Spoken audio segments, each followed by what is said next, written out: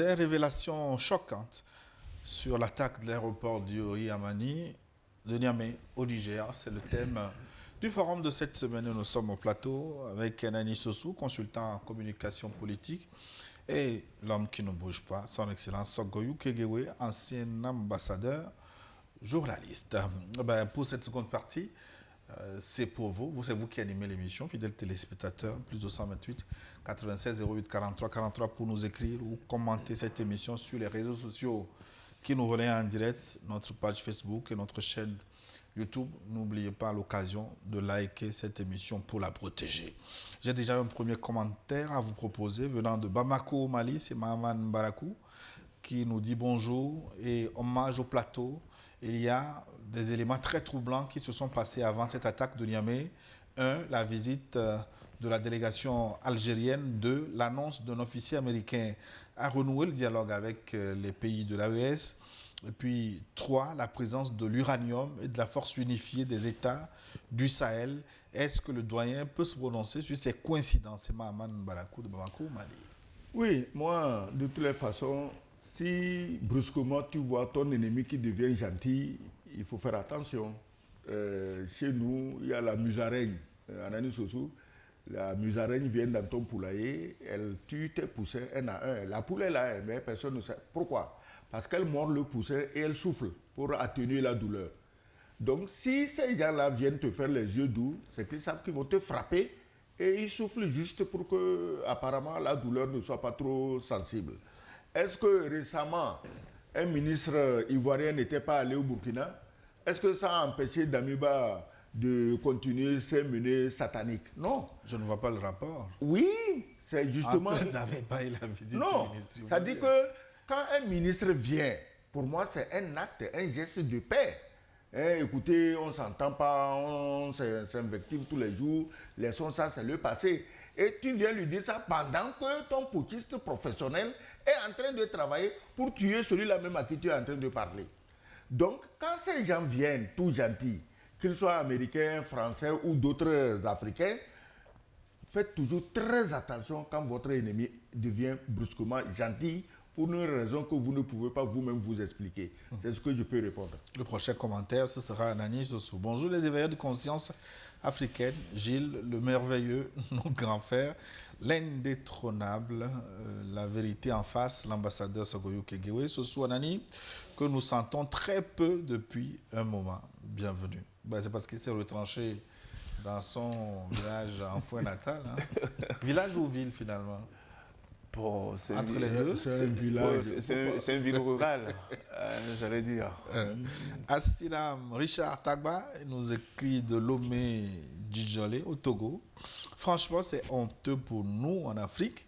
Nous avons du sérieux travail en termes de changement de mentalité, de continuer de travailler contre nous-mêmes à l'état actuel des choses et au regard des déclarations du président Tiani. Le Niger peut-il porter plainte devant le Conseil de sécurité de l'ONU si ces déclarations sont fondées en vue de la défense de son intégrité territoriale? Par ailleurs, ce soi-disant pasteur qui insulte un président de la République et on l'écoute avec joie sans rien faire, je me demande sur sa crédibilité aux yeux de Dieu. Enfin, il s'interroge sur sa crédibilité aux yeux de Dieu, dont il dépend conduire les enfants. Quelle éducation, comment sont éduqués ces fidèles, veut-il dire? D'abord, ces enfants, sa fille est terroriste, elle transporte l'argent pour les terroristes au Burkina. Donc il faut commencer, comment tu éduques tes enfants avant? Oui, Kim était destiné à transporter l'argent pour financer le terrorisme, le coup d'État au Burkina. La fille de ce monstre, bon, vous l'appelez pasteur, hein, Dieu merci, il y a pasteur dans pasteur. Mais moi, je ne crois même pas qu'il faille s'appesantir sur les commentaires ou les sorties sur les réseaux sociaux de ce monsieur. C'est une perte de temps au regard même du personnage. Le personnage même en dit long. Pourquoi des États sérieux vont perdre du temps sur quelqu'un qui est en mission commandée? Moi, je crois que l'Afrique nos États ont beaucoup plus sérieux à faire que de s'appesantir sur la mégalomanie d'un homme que tout le monde connaît. Plus sérieusement, c'est ce que Richard Tagba dit est intéressant. La plainte devant le Conseil de sécurité? Oui, il a dit deux choses. La plainte devant le Conseil de sécurité, comment est-ce que nous, Africains, nous pouvons servir de base pour déstabiliser nos pays, alors que nous appelons nos États à aller vers le développement, hein, à ce qu'il n'y ait plus manque d'eau, d'électricité, qu'on satisfasse les besoins primaires de nos populations. Comment est-ce que nous, Africains, qui aspirons au développement, pouvions encore nous lever pour servir ceux qui ne veulent pas justement le développement de nos pays? Il faut s'interroger. Si on ne s'interroge pas et qu'on prenne conscience que l'Afrique doit se départir de ces visées-là pour servir d'autres obédiences au lieu de nous servir, l'Afrique ne sera pas sortie de l'auberge. Il faut aujourd'hui nettoyer les écuries d'Augias. Et sur la plainte au niveau du Conseil de sécurité, moi je pense que ça n'aboutira à rien. On se rappelle de la plainte. La plainte du Mali, on se rappelle de ça, où Abdoulaye Diop a tout fait, le Mali a fait des pieds et des mains pour que le Conseil de sécurité puisse du moins écouter ses arguments. Mais n'oublions pas qu'au Conseil de sécurité, il y a 5 puissances qui ont le droit de veto. Il suffit qu'un dise que non, ça ne passera pas, ça ne passe pas. C'est ce que la France a fait dans le cas d'espèce du Mali, où le Mali avait rassemblé autant de preuves pour confronter la France dans ses réalisations au Mali, mais ça a été bloqué au Conseil de sécurité. Donc que le Niger le fasse, ce sera une déclaration, bien évidemment, que c'est un acte qui est posé et qui servira pour l'histoire. Mais concrètement, ça n'apportera absolument rien. Bonjour Papa Sagoyou, Kokou Kegewe et Anani Sossou, ainsi que le journaliste Gilles Mawena Boko. Je m'appelle Anani aussi. Hein. Ah ouais. Donc vous pouvez l'ajouter si vous voulez. Hein. Premièrement, qu'est-ce que le blanc cherche dans ce lot de terroristes? Si c'est ça, ce sont les pays occidentaux qui sont des sponsors des terroristes. Moi, je souhaiterais donner les nationalités de ces bandits. Ils n'ont qu'à les laisser s'exprimer et donner le nom de ceux qui les ont envoyés. C'est M. Koto Ogou, béninois, depuis Bouaké en Côte d'Ivoire. Qu'est-ce que les blancs cherchent? Je crois qu'à l'entame du débat, Ananou Sossou a dit que le blanc en question est déjà dans les archives, disons, dans les bases de données nigériens, comme entraîneur des terroristes depuis 10 ans. Il a fini d'entraîner ses amis. Il a voulu appliquer son entraînement sur le terrain. Il est venu lui-même. Au moins, lui, il a les couilles. Hein. Se mettre devant pour venir avec des terroristes, c'est quelqu'un qui a beaucoup de courage.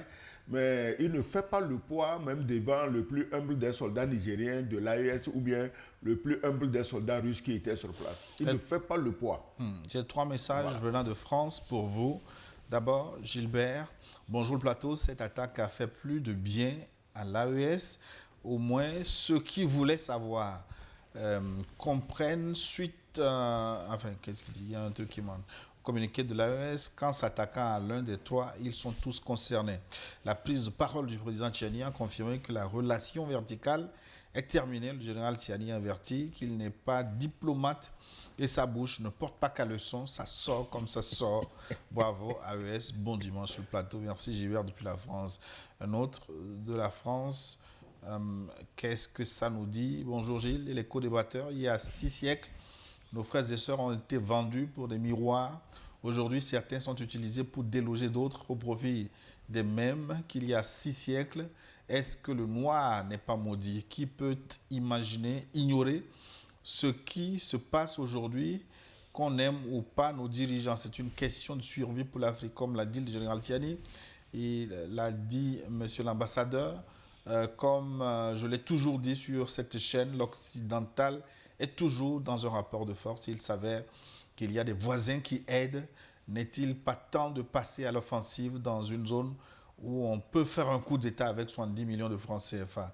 Un badaud de coin de la rue n'accepterait-il pas 10 000 francs CFA pour jeter un cocktail Molotov tant que les frontières sont encore ouvertes? Vous allez voir 4 à 5 cuisines brûlées. Le rapport de force va changer. Tant qu'on ne s'en prend pas aux intérêts des commanditaires, les attaques contre l'AES vont continuer. Bon dimanche depuis Bouaké depuis Paris. Hein. Ah oui, c'est Bouaké qui nous écrit depuis Paris. En tout cas, pas de promotion de la violence. Bonjour New York Forum, bonjour Anani, bonjour Gilles, bonjour Excellence. Ici Cyril, depuis Paris, notre fidèle Cyril. Nous observons désormais l'émergence d'un discours plus direct qui permet à chacun de mieux comprendre les réalités géopolitiques. Les acteurs sont nommés, les motivations des attaques ne sont plus dissimulées et les archives commencent à parler.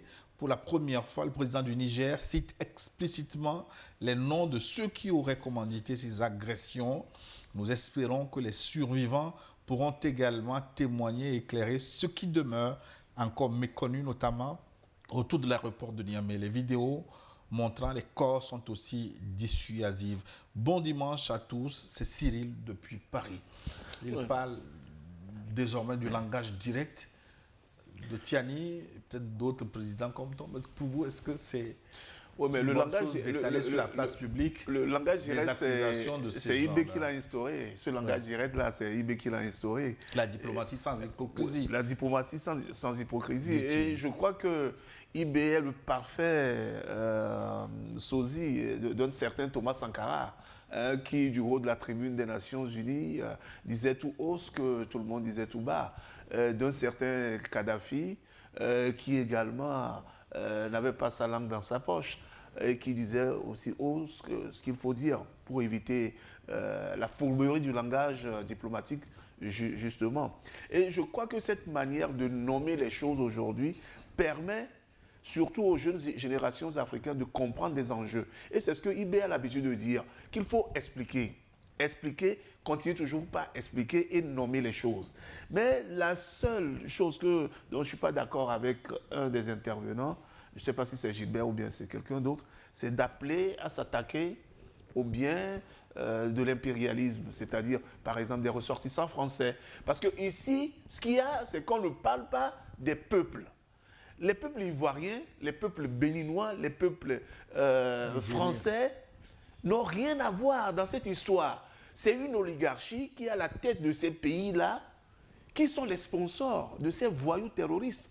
Et quand on veut s'attaquer, moi je préfère qu'on s'attaque par exemple directement à ces pays. Non, on ne s'attaquera à personne. Non, moi je dis je préfère que de s'attaquer au bien de ces pays. Par exemple, aller protester devant une ambassade. Oui. Par exemple, aller protester, c'est pas s'attaquer. Oui, voilà. Aller protester par exemple devant une ambassade de la Côte d'Ivoire à Niamey, une ambassade de la France à Ouaga, comme ça a été le cas. J'aurais préféré que ce soit des actes politiques forts de ce genre-là, que d'appeler, par exemple, à s'en prendre au bien des peuples qui n'ont rien à voir avec une oligarchie corrompue qui est à la tête de ces États-là.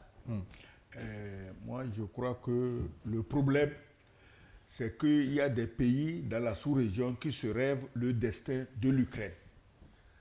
Et leurs dirigeants ont les mêmes réflexes. Tu as vu le président Zelensky chez Macron, le lendemain, chez Trump. Au moins Trump, lui dit, hey, mon ami, arrête la guerre parce que tu n'as aucune chance. Mais quand il va chez Macron, on lui dit, non, continue la guerre, on va battre la Russie. On est en train de raser l'Ukraine, mais Zelensky ne change pas parce qu'il a le soutien de Macron. Donc en Afrique de l'Ouest, il y a des gens qui ont le soutien de Macron et qui veulent un destin de l'Ukraine à leur pays, parce qu'aujourd'hui, l'Ukraine, la capitale Kiev, est-ce que les gens imaginent ce que c'est qu'un froid de moins 20, 25 degrés, sans chauffage, rien? Si tu n'as jamais vécu ça, tu ne peux pas imaginer ça. Mais il est en train de défiler à l'Élysée et il est en train de recevoir les ordres de guerre de l'Élysée. Ceux qui, dans la sous-région, rêvent d'aller rouler les mécaniques à l'Élysée et faire la guerre, je leur souhaite du courage et bonne chance. Bonjour le plateau de New World Forum. Nous apprécions énormément le travail de qualité que vous faites, Monsieur Gilles. Vous avez tout dernièrement parlé de l'extradition de Damiba et nos autorités vous ont écouté et agi immédiatement. C'est une coïncidence. Nous souhaiterions que vous parliez des conditions d'accueil et de soins dans nos hôpitaux pour qu'on cesse de mourir gratuitement. C'est très grave ce qui se passe là-bas, mais on ne peut pas parler. Si tu parles, ton patient va mourir. Nous, les citoyens lambda, nous ne savons à qui nous confier, nous adresser pour être entendus. C'est pourquoi je passe par vous. Merci beaucoup. Non, il fait bien de le dire. Il fait bien de le dire. Mais c'est aussi la preuve que tout n'est pas politique.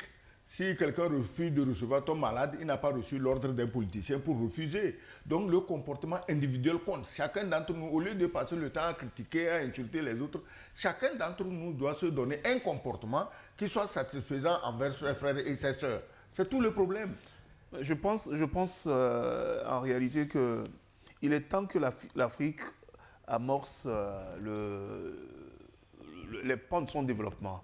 On ne va pas être là chaque fois pour que des Africains bloquent ce développement-là. Et ces Africains qui bloquent le développement font du mal à leurs compatriotes. Regardez, quand un pays est attaqué militairement par des voyous, par des terroristes, mais on ralentit effectivement le développement. Dans les budgets, quand vous voyez les budgets de nos États aujourd'hui, les États qui sont en proie au terrorisme, mais la sécurité prend un grand budget dans les budgets des États. Pourquoi? C'est parce qu'on veut sécuriser nos États pour amorcer le développement. Donc, il faut qu'on arrive à arrêter le terrorisme, que les Africains comprennent que le terrorisme, c'est une guerre asymétrique qui ne peut s'arrêter que par nos comportements à nous, c'est-à-dire en collaborant avec les forces de sécurité. Parce que l'argent qui est destiné aujourd'hui à acheter des armes de guerre, acheter des drones, acheter des chars, des blindés pour lutter contre le terrorisme, cet argent-là peut servir à construire des hôpitaux, à avoir des plateaux techniques dignes de ce nom. Cet argent peut servir à construire des écoles pour une bonne éducation. Cet argent peut servir à améliorer les conditions de vie des populations, à désenclaver les zones rurales, pour qu'on puisse acheminer les biens et les vivres vers les autres coins et recoins de nos pays. Mais si on est là à prendre cet argent-là pour lutter contre le terrorisme, il va sans dire que l'Afrique ne va pas se développer et il va sans dire également que les gens vont mourir dans les hôpitaux. Parce que là, il s'agit de ressources humaines, recruter, payer pour un service, peut-être pas tout le monde, mais que certains font mal. Mais oui, c'est ça fait mal. Quand j'ai lu un peu le budget RDC 2026 du Togo et que j'ai vu la part consacrée à la sécurité, je me suis dit, mais pourquoi nous les Africains, on peut toujours être dans cet état belliciste, vouloir détruire nos pays pour que d'autres viennent s'accaparer de nos biens? Pourquoi? C'est ça le danger. Sinon, les gens vont toujours mourir dans les hôpitaux tant que nous-mêmes n'allons pas avoir la présence d'esprit de lutter d'abord dans nos maisons, dans nos communautés contre les terroristes. Parce que c'est des gens qui viennent de chez nous. C'est des gens qu'on n'a pas, on n'est pas parti les acheter dans d'autres pays pour les convoyer sur nos pays. Ce sont nos ressortissants eux-mêmes qui sont à la base de ce terrorisme-là. Bonjour Plateau, bonjour Gilles. Bonjour Monsieur Sossou, Papa Sogoyou. Comme d'habitude, nous vous disons 1000 fois merci pour votre objectivité dans le traitement de l'information. Un réel plaisir d'être au rendez-vous de ce forum. Nous remarquons simplement que l'hiver noir annoncé par le président Traoré est malheureusement déjà installé. Après l'épisode d'Amiba et aujourd'hui, cette attaque de l'aéroport de Niamey, une preuve que l'année 2026 sera une année décisive pour l'AES, mais aussi pour les impérialistes. Nous félicitons l'armée nigérienne et par conséquent celle du Burkina et du Mali, sans oublier nos partenaires russes et surtout de redoubler de vigilance car l'ennemi n'abandonnera jamais. Bonne journée à vous et merci encore pour votre disponibilité, également votre engagement pour une Afrique libre et souveraine. Arthur Ouedraogo depuis Hambourg, Jeune Zontag. Excellence, finalement il a parlé des Russes, félicité par le président Tchani au Niger, les Russes sollicités en Iran, au Venezuela, pendant qu'eux ils font leur guerre en Ukraine. Finalement, ces Russes, est-ce qu'ils ne sont pas trop sollicités pour être épuisés à la fin? Ce pays avait toujours été sollicité. Je vous ai dit que dans les années 60-70, c'est grâce aux Russes que beaucoup de pays africains ont eu leur indépendance. Après, aucun Russe ne s'est installé pour exploiter des minerais. Aucun Russe ne s'est accaparé le port ni l'aéroport. Aucun Russe ne s'est accaparé quoi. Quand les Russes ont fini d'aider l'Angola à avoir l'indépendance, ce n'est pas Rosneft qui s'est installé pour exploiter le pétrole, mais c'est Elf. Est-ce que tu comprends? Donc, les Russes ont aidé de la manière la plus désintéressée possible. C'est pourquoi aujourd'hui, tout le monde a envie d'être aidé par les Russes. Je ne sais même pas qu'est-ce que les Africains attendent pour aller tous à Moscou. On devait être tous à Moscou Parce que si tu veux nous attaquer, tu auras peur de notre voyage à Moscou. Mais si tu es en paix avec nous, aller à Moscou ne nous empêche pas de vivre en paix avec toi. Tu as vu ce qui se passe aujourd'hui dans les mers du Golfe? Mais l'autre avait envoyé une armada dont il était tellement sûr. Mais quand les Russes et les Chinois sont arrivés avec leurs navires, est-ce que tu entends encore parler d'attaquer l'Iran? Ils peuvent attaquer, ce n'est pas exclu. Excellence, si vous parlez trop vite en besogne.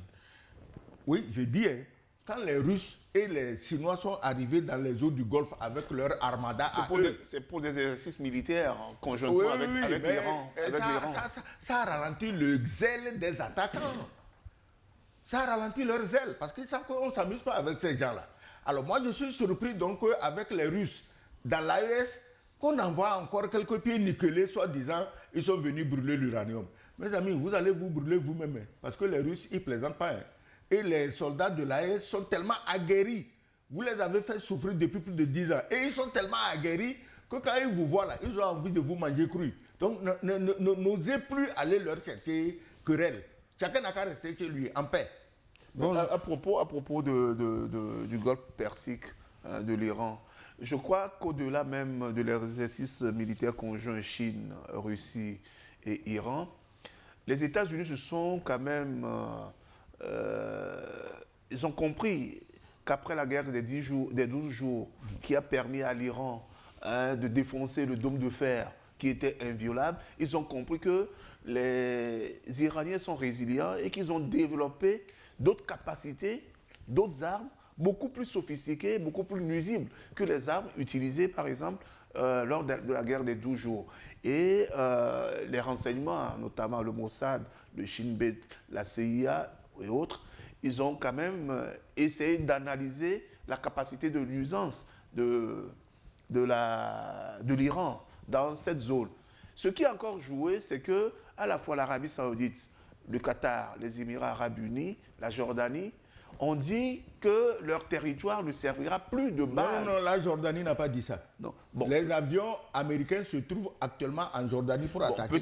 Peut-être pas la Jordanie, mais les trois pays. Certains des pays. Oui, le Qatar, les Émirats Arabes Unis et l'Arabie Saoudite ont été clairs que ni leur espace ni leur territoire ne servira pas de base pour détruire, pour faire la guerre en Iran. Mais je doute que ces pays puissent s'opposer à la volonté des États-Unis d'utiliser leur mais espace parce aérien. que ces pays savent que les capacités des drones et les capacités des missiles balistiques aujourd'hui de l'Iran peuvent détruire leur territoire, peuvent faire du mal à leur territoire. Là-bas, les grandes bases militaires américaines se trouvent au Qatar, dans la région, et que l'Iran peut d'un tir détruire toute cette base-là. Donc là n'est pas le débat aujourd'hui, mais peut-être... Tu oublies le détroit d'Ormuz. Oui, le détroit d'Ormuz qui est le véritable poumon économique. Oui. C'est une voie économique que l'Iran peut fermer à tout moment et qui va faire... Au moins 40% des énergies. Qui va faire que le cours du pétrole va grimper en flèche, qui va faire du mal aux économies. Donc là n'est pas le thème aujourd'hui. S'il y a un thème sur l'Iran, on viendra avec joie en débattre. Oui, je dis Kael Sawadago nous écrit de la ville de Kaya au Burkina Faso. Je salue Nani Sossou, Gilles et mon cher ambassadeur Sogoyou Kekewe. Avant tout propos, je rends hommage aux soldats nigériens, aux forces unifiées de l'AES et les Russes. Pourquoi les Africains noix de coco ne savent pas que nos radars sont fixés sur eux? Si le président du Niger a fait une telle déclaration, c'est qu'il a des informations sur la base de son service de renseignement. Je me demande souvent comment ils ne lisent pas la dynamique actuelle de la situation. Leur cerveau fonctionne toujours, se demande notre téléspectateur. Les Africains, noix de coco, oublient qu'il y a des rescapés de l'attaque. Il y a des complices internes. Dommage pour vous. Vous allez tous échouer vaillamment. Que les Noirs comprennent que notre destruction ne profite qu'aux Blancs. Merci pour le réveil des consciences, pour la déconstruction mentale en avant. Pourquoi la décolonisation mentale en avant? Bon, il manque certainement un petit mot, mais on a compris l'essentiel de votre message. Bonjour, Niwo TV, je suis Togolais vivant en Guinée-Conakry. Je suis très heureux quand je regarde cette émission qui élucide beaucoup de choses aux Africains. Mes salutations à Papa Sogoyou et au grand frère Sossou, sans oublier le grand frère Bokor. Nous sommes fiers de vous. Dans la diaspora, c'est Bloussou Etche Paul depuis Conakry, Guinée. 226, c'est le Burkina. Bonjour Gilles, Nani et Papa Sogoyou qui ne bouge pas, il est là aujourd'hui. Trop, c'est trop contre l'AES. Je pense qu'il est temps que l'AES également se prépare pour attaquer ceux qui servent de base arrière contre l'AES. C'est parce que ces pays sont libres qu'ils ont le temps d'attaquer. Si on les attaque aussi, ils trouveront mieux d'être à l'affût pour se défendre que d'aller attaquer. Nous n'allons pas passer tout le temps à parler, mais plutôt aller à l'offensive, car une équipe de football qui passe son temps à se défendre risque de finir par commettre des erreurs et encaisser des buts. Longue vie à vous, intrépide panéliste, et à notre chaîne panafricaine. New World TV, c'est Yameogo Barthélemy depuis le Burkina Faso. Oui, mais ce qu'il a dit est vrai. Si le général Tiani parle de rugir, quand un général parle de rugir, et quiconque a entendu un lion rugir, il sait ce que c'est. C'est pourquoi je demande que tout le monde désormais se tienne à carreau chez lui et ne serve pas de base arrière aux terroristes, aux mercenaires, c'est tout. Est-ce que c'est compliqué? Bonjour le plateau, Gilles. Mon journaliste préféré, merci, c'est gentil. Mon oncle Sagayou Kegewe, vous avez un neveu à Bamako, hein. Le rock. C'est bizarre, j'étais à Bamako, je ne l'ai pas vu. Sagayou, je ne l'avais pas informé. Sagayou Kegewe, le rock du front anti-impérialisme, et le frère Anani Sossou. Alors le Mali et le Niger feront bien de restaurer la peine de mort à l'instar du Burkina Faso. Oui. Cela est très frustrant pour nous, peuple de l'AES, de dépenser nos impôts, taxes pour nourrir ces ennemis de nos nations. Les mercenaires du GNIM ont montré la voie en exécutant publiquement la petite sœur tiktokeuse Mariam Sissé au Mali, dans le cercle de Gundam à Tonka.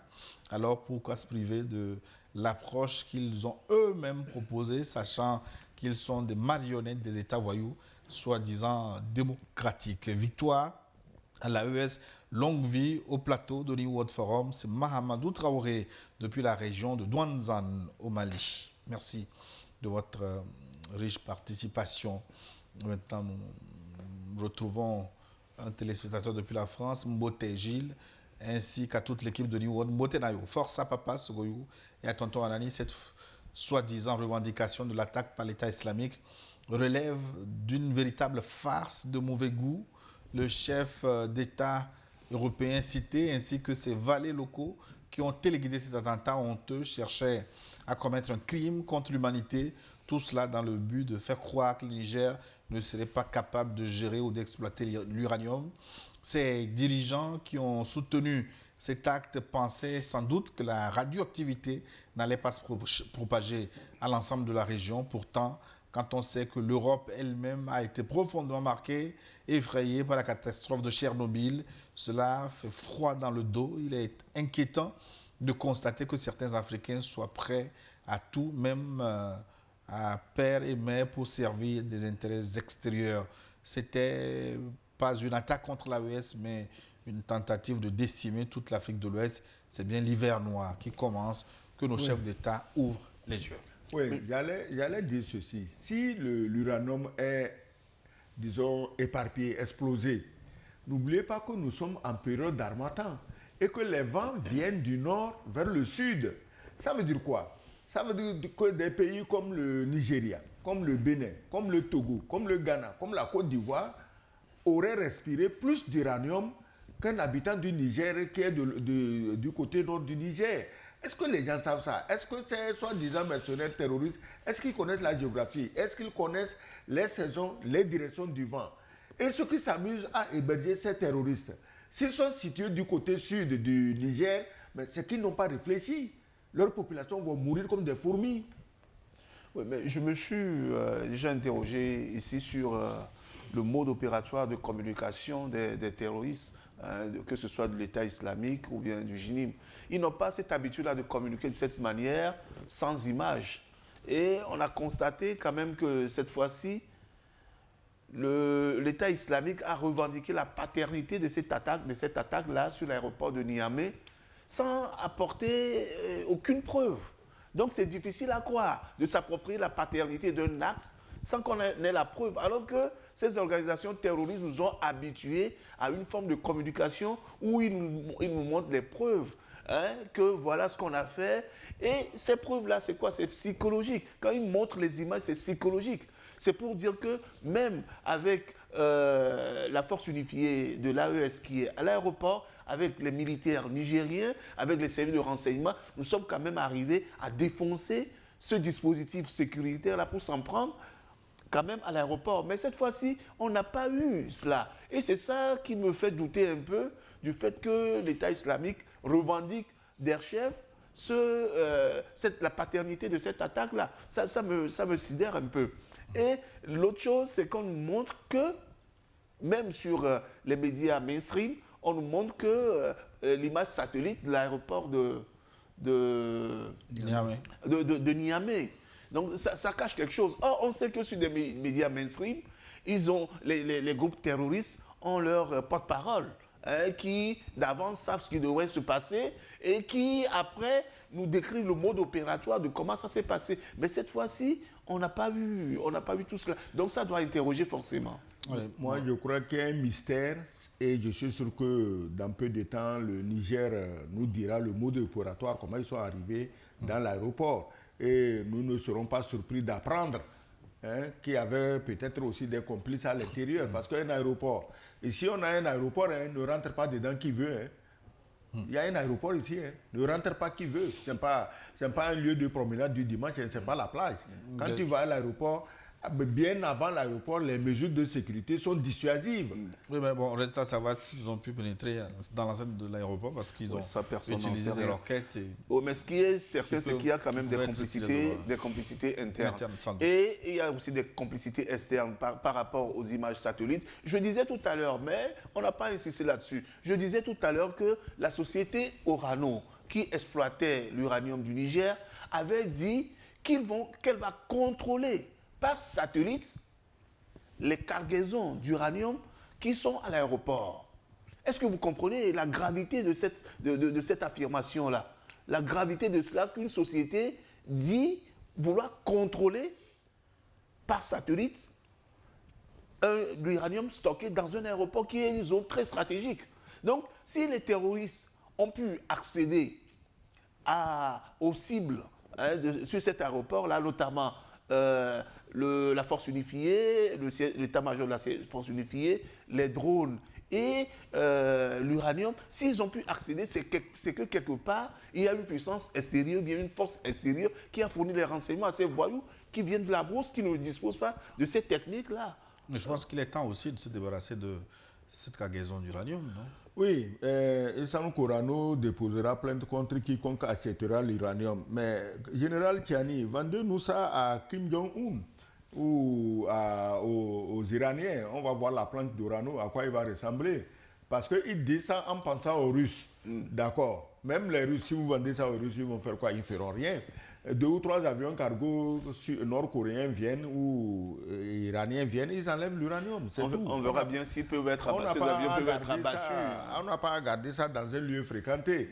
Et Orano ira déposer plainte contre Kim Jong-un. On serait très heureux de voir à quoi ressemble cette plainte et à quoi elle va aboutir. Hein? Les peuples faibles qu'ils méprisent, qu'ils piétinent, Orano a infesté, intoxiqué des zones entières, des kilomètres carrés, là où elle exploite l'uranium. Et les gens meurent. Arlit. Les gens meurent tous les jours. On lui a jamais posé de questions. Parce que dans la tête de ces gens, les Noirs, c'est des moutons. Alors, il faut qu'on leur sorte de la tête que ce n'est pas des moutons et qu'ils rendent des comptes. Ils doivent rendre des comptes. Le pire, c'est que Arlit, c'est une région sinistrée où il n'y a pas d'électricité, il n'y a pas d'eau. Un téléspectateur nous disait la dernière fois que l'électricité a été installée à Arlit. Ah, d'accord. Donc, c'est tout dernièrement ça. Installé par Orano. Oui. Orano ne peut pas installer l'électricité pour des sauvages. Le pire, en dehors d'eau, d'électricité, il n'y a pas de route qui mène de Niamey à Arlit. Et toute la zone est une zone contaminée. Oui, ce n'est C'est pas une zone à infectée. Orano de tracer les routes. Non, au Niger. non, mais, dans une société, non, Gilles, sois sérieux. C'est l'État qui construit les routes au Niger. Non, tu te trompes. Il y a C'est pas une comme question. dans les cahiers de charges, dans dans les cahiers de charges, il y a ce qu'on appelle les aspects sociaux. Oui, mais les aspects sociaux sont récupérés, l'argent est récupéré par l'État. Dans les cahiers de charges, des sociétés qui Il faut s'installent. aller lire les codes miniers avant de dire ce que tu es en train de dire. Tu veux quoi? Que ce soit l'État du Niger qui va faire des routes asphaltées pour que Orano vole l'uranium du Niger à 80 centimes d'euros le kilo. Oui, mais on ne va pas demander à une société non plus de construire une route dans un pays. Elle doit le faire. Non, il y a des cahiers. Moi, je ne dis pas que c'est une obligation, mais il y a des cahiers de charges dans des sociétés comme Cahiers de Orano. charges, Et que arrive à la maison mère d'Orano, quand même, ils ont exploité cette région depuis des dizaines d'années.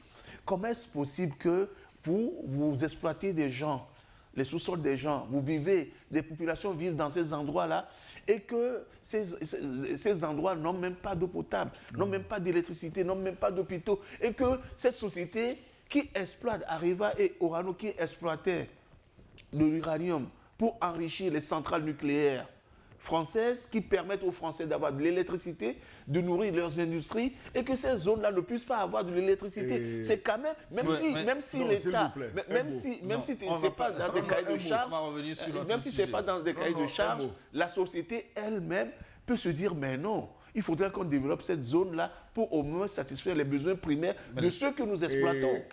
Les multinationales ne sont pas des bons samaritains. Et ce que tu dis, il fallait que Orano, même si ce n'est pas fait, ça suppose que dans ta tête, Orano prend les Nigériens pour des êtres humains. Si Orano les prenait pour des êtres humains, il aurait fait ce que tu dis. Mais moi, je ne suis pas entièrement d'accord avec ce que vous dites, parce qu'il revient quand même aux États aussi d'imposer les règles du jeu et de pouvoir... Il faut savoir qu'il y avait un il faut savoir qu'il y a dans les cahiers de charges de toute société qui s'implante dans une zone, il y a toujours des aspects. Il y a toujours des aspects sociaux. Je suis d'accord avec toi. S'il y avait un État, est-ce qu'on achèterait 1 kg d'uranium à 80 centimes d'euros? Oui, s'il n'y a pas d'État, pourquoi voulez-vous... Pourquoi les Tiani sont venus au pouvoir? C'est pour mettre fin à ce bordel. 80 centimes d'euros. Et ça veut dire qu'aujourd'hui, il y a des chefs d'État de la sous-région qui sont d'accord qu'on paye aux Nigériens 80 centimes d'euros le kilo d'uranium. Il y a des gens qui sont d'accord et ils veulent aider Orano à revenir. Ça veut dire quoi? Bonjour Lyon TV, mes civilités à vous Gilles et à nos deux panélistes. Pour l'attaque de l'aéroport de Niamey, le gouvernement est au courant bien avant car les puissances étrangères ont planifié et ont coordonné cette attaque avec les apatrides de l'ancien régime déchu, notamment, bon ici deux noms que je ne vais pas relever ici parce que je ne peux pas vérifier, mais ils vont mal nous connaître, la réplique serait fatale. Les terroristes capturés vont tout dévoiler. L'Abdul Razak nigérien résidant aux Émirats Arabes Unis, à Dubaï précisément. Justement, moi je me suis demandé de la façon dont le général Tiani est informé, est-ce qu'on peut le surprendre avec une attaque? Savez-vous, souvenez-vous de la conquête de l'Éthiopie en 1935-36 par l'Italie fasciste de Mussolini après l'échec de sa première tentative lors de la colonisation à la suite de l'enlèvement du président Maduro par les États-Unis et de la volonté affichée de ces derniers d'occuper le Groenland. Je me suis dit que l'histoire risquait de se répéter. Je m'attendais alors à ce que la France tente de manière indirecte de revenir au Sahel à cet effet. Je trouve que la récente intervention de son Excellence relative à la poursuite des terroristes jusqu'au-delà des frontières nigériennes est pertinente. Il serait nécessaire que l'AES et l'Ordre de l'Humanité instaurent le service militaire obligatoire.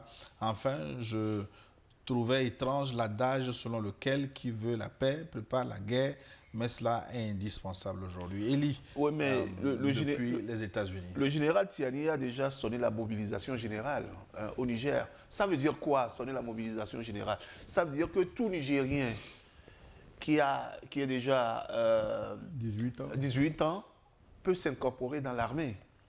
Ou bien, on peut demander à partir de 18 ans, aujourd'hui, à tout Nigérien de venir servir dans l'armée. C'est ce que ça veut dire. Donc, le Niger n'est plus à cette étape où il faut instaurer le service obligatoire. Le Burkina avait donné l'exemple en appelant aux populations, en appelant aux populations à venir défendre la patrie. Et c'est ça qu'on a appelé les volontés pour la défense de la patrie, ce que les médias mainstream et les impérialistes ont appelé les supplétifs de l'armée burkinabé. Donc le Niger est déjà dans cette étape-là. En France, les supplétifs, pendant la Deuxième Guerre mondiale, sont des héros, ils sont appelés les résistants. Voilà. Donc, aujourd'hui, le Niger est déjà dans cette phase-là où le général Tiani a appelé tous les Nigériens à la mobilisation générale. Donc, tout le monde peut aujourd'hui s'incorporer dans l'armée pour défendre la patrie, pour qu'il y ait le patriotisme qui soit là. Un message venant d'Italie maintenant, c'est Tchekne Sangare, malien depuis l'Italie. Ah mais merci, buongiorno, mio amico. Je ne parle pas italien. Amigo, l'italien, oui. Mes salutations aux deux invités, mon papa Skaka. Les présidents de l'AES sont beaucoup accusés. Il est temps de jouer le football de la réciprocité. Les sponsors du terrorisme attaquent les pays de l'AES indirectement. Pourquoi pas la même chose, la même stratégie parce que malgré toutes les accusations, ils sont bouche bée. Ça commence chez eux. Si ça commence chez eux aussi, ils vont accuser les pays de l'AES. On va rester bouche bée, nous aussi, parce que pour te défendre, il faut attaquer, sinon l'ennemi finira par trouver ce qu'il voulait. Tchekne Sangare. Merci. Oui, par principe, moi, je ne veux pas qu'en tant qu'Africain, qu'on s'entretue. Mais s'il y a des gens qui, pour faire plaisir à un petit blanc quelque part, sont prêts à tuer leur frère matin, midi, soir, mais il faudrait quand même qu'on réponde. Bonjour Plateau, comment allez-vous? Nous allons bien. Mais franchement, je n'arrive pas à comprendre ce truc, comment et pourquoi ces impérialistes arrivent à braquer aussi facilement certains Noirs contre leurs propres frères noirs. Mon Dieu, c'est tellement aberrant. Je ne sais pas si c'est de l'arrogance, c'est de l'ignorance ou de la perfidie. Mais ces deux présidents, pourriture, je veux censurer le reste, doivent comprendre que l'histoire retiendra leur nom. C'est Bakary Keïta depuis Tripoli, Libye. Merci beaucoup à vous et bonne journée. Bonjour et toutes mes civilités et salutations fraternelles aux éminents hommes doués de sagesse et de clairvoyance du plateau, du forum. Merci beaucoup pour ce travail d'éveil de conscience africaine que vous faites sans relâche. Puissent nos ancêtres veiller sur vous à jamais. L'attaque de l'aéroport de Niamey prouve encore ce que disait le président Sékou Touré, un président africain est aimé par les Occidentaux, donc il n'est pas aimé, par la population de son propre pays. Vive la terre africaine du Niger, vive l'AES et vive l'Afrique libre et souveraine. En révolution populaire progressiste, c'est Walker Ngamokuba Bolatibé de Mexico. Message de France, bonjour à tous. Je trouve que sur le plateau, les débatteurs gobent aveuglement les propos de M. Tiani. En effet, c'est plus facile d'accuser la Côte d'Ivoire, le Bénin et la France d'être commanditaires plutôt que de reconnaître la faillite des services de sécurité. C'est Boban de Mayotte qui vous envoie ce message. Est-ce que la faillite d'un service de sécurité sécrète des terroristes? Si les services de sécurité sont défaillants, est-ce que c'est ça qui sécrète les terroristes? Ou bien il veut nous dire qu'il n'y a pas eu d'attaque et il n'y a pas eu de terroristes? Donc, parce qu'il y a faillite, les terroristes doivent venir. Soyez sérieux, mes amis. Et des gens sont morts. Parce que ce n'est pas parce que toi, tu n'es pas mort là-bas, ton parent n'est pas mort, tu peux tenir un tel raisonnement. Non, les États-Unis, les tours jumelles, est-ce qu'il y a un pays qui a plus de services de sécurité que les États-Unis? Mais des gens ont rasé les deux tours jumelles. On est à la barbe des Américains. Encore deux messages. Oui, mais chers amis de Mayotte, il faut comprendre quelque chose. Je l'ai dit tout à l'heure ici que... Très bref. Si ces trois pays ne font qu'indexer les mêmes et non d'autres personnes, c'est qu'il y a anguille sous roche. Il faut crever cet abcès. C'est compris. Bonjour Plateau, merci pour vos éclairages chaque dimanche sur YouTube. Cette semaine, des chaînes africaines ont rediffusé des parties du forum de la semaine dernière, sans citer New World TV comme source.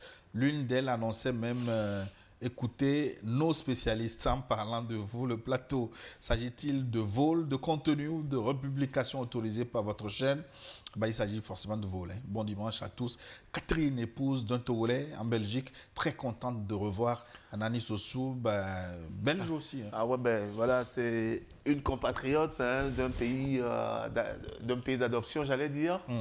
Ouais, bonjour à vous et puis bonjour à la Belgique.